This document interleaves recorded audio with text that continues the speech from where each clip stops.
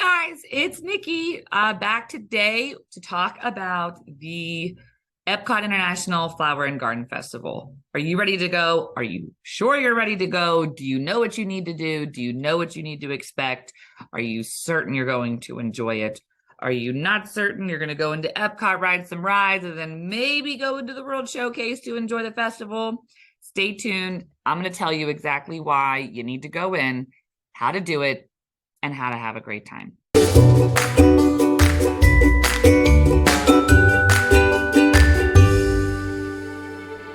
So are you thinking about going to the EPCOT International Flower and Garden Festival?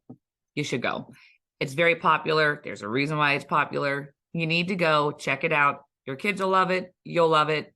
I love it. My kids love it. You need to go. So here's some tips on going to make sure that you do have a great time and you get to enjoy it and you don't miss anything. So I have them written down because I will forget them and I will forget something. All right. So tip 1 is going Monday through Thursday.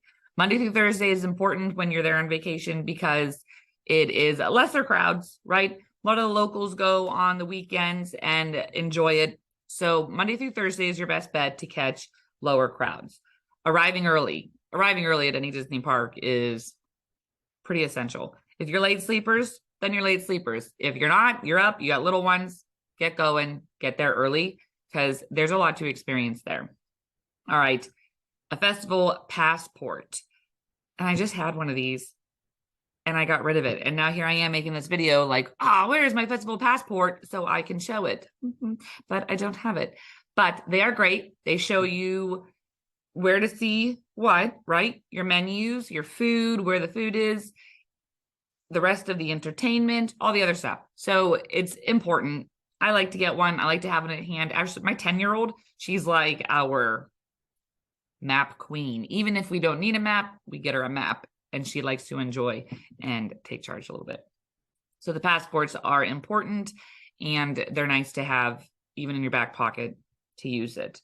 Come hungry. Right? So the passport's great to show you where all the food is. There is so much culinary excellence there. You're going to love it. I love it. We love food.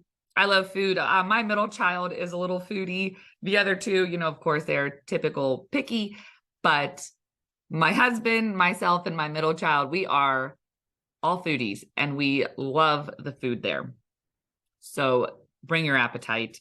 Each individual location has some outdoor kitchens and it's for the festival. You won't find these on normal times. This is for the Flower and Garden Festival. They're delightful. They're delicious. I would like to be there right now. So moving on, because I can go on about the food. I love the food. Your reservation, booking your reservation is so important. Don't forget to book your reservation and then do it early as soon as you know you're going, because like I said, it is a very popular festival. Get your reservation booked. And then lastly, look around. Take your time, relax, and just look. And remember, there's going to be other people looking and stopping and seeing everything. My kids like to take it all in. They like to stop at all the big topiaries, of course, Cinderella, Snow White, the Seven Dwarfs, everything. Everybody's there. It's a great time. Stop and look. So that being said, you need to get it booked because it's happening. It's starting in March. Call me. Click my scheduling link. Email me. Text me. And let's get this book planned for you. Don't forget to subscribe and like my channel and my video, and I will be dropping more tips for the rest of the month and the rest of forever on things to do. Okay? See ya.